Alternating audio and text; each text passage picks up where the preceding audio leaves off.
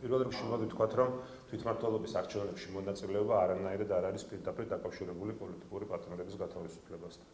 ჩვენ ყველამ უნდა გავაკეთოთ ყველაფერი იმისთვის, რომ პოლიტიკური პარტნიორები გათავისუფლდნენ და ამ ქვეყანაში დაინიშნოს რიგგარეშე არჩევნები. როდის დაინიშნება რიგგარეშე არჩევნები, ეს არ არის დამოკიდებული მხოლოდ ქვეყნის შიგნით განვითარებულ მოვლენებზე.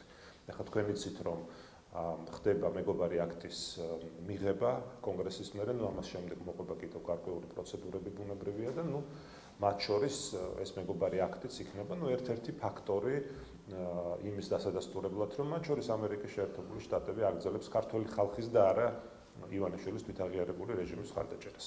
ამიტომ ნახოთ დავალებოთ მოვლენებს.